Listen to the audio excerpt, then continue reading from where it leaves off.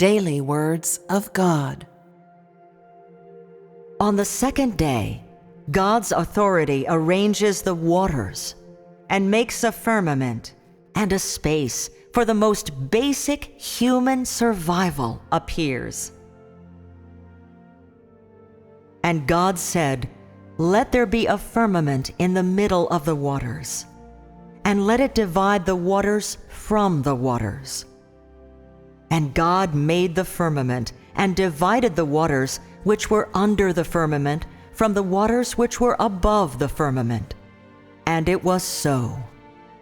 Genesis chapter 1, verses 6 through 7.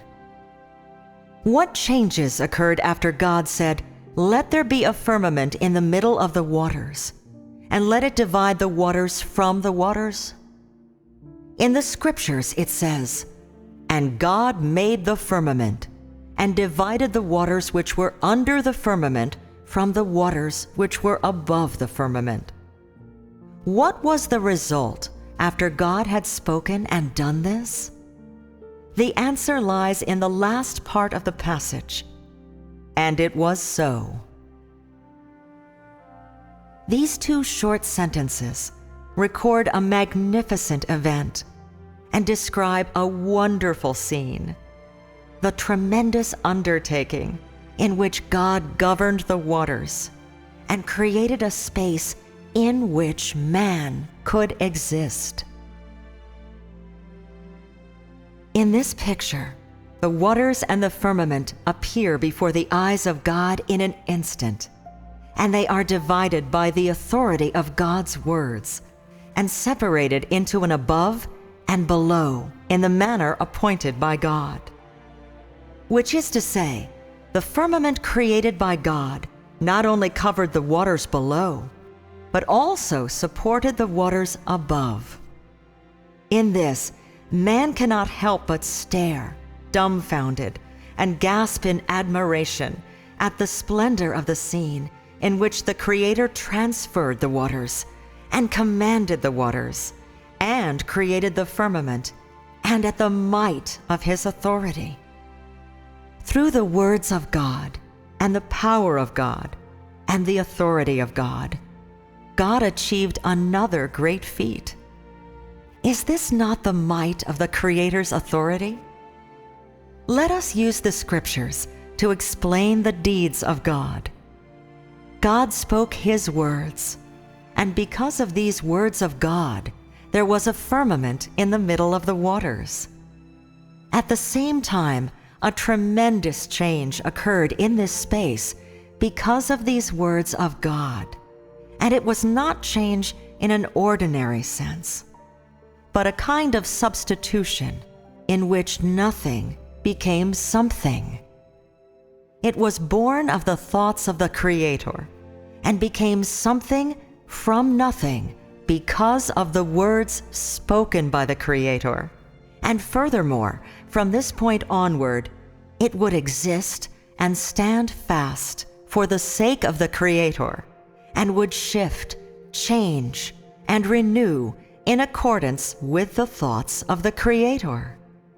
This passage describes the second act of the Creator in his creation of the whole world. It was another expression of the authority and power of the Creator, and was another pioneering undertaking by the Creator. This day was the second day that the Creator had passed since the foundation of the world, and it was another wonderful day for him. He walked amongst the light. He brought the firmament. He arranged and governed the waters, and his deeds, his authority, and his power were put to work in the new day. Was there firmament in the middle of the waters before God spoke his words? Of course not. And what about after God said, "Let there be a firmament in the middle of the waters"? The things intended by God appeared. There was firmament in the middle of the waters, and the waters separated because God said, and let it divide the waters from the waters. In this way, following the words of God, two new objects, two newly born things, appeared among all things as a result of the authority and power of God. And how do you feel about the appearance of these two new things? Do you feel the greatness of the Creator's power? Do you feel the unique and extraordinary force of the Creator? The greatness of such force and power is due to the authority of God, and this authority is a representation of God Himself and a unique characteristic of God Himself. Did this passage give you another profound sense of the uniqueness of God? But this is far from enough.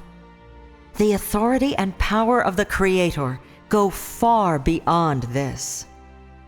His uniqueness is not merely because He is possessed of a substance unlike that of any creature, but also because His authority and power are extraordinary, limitless, superlative to all, and stand above all. And moreover, because His authority and what He has and is can create life and produce miracles, and can create each and every spectacular and extraordinary minute and second, and at the same time, He is able to govern the life that He creates and holds sovereignty over the miracles and each and every minute and second that He creates.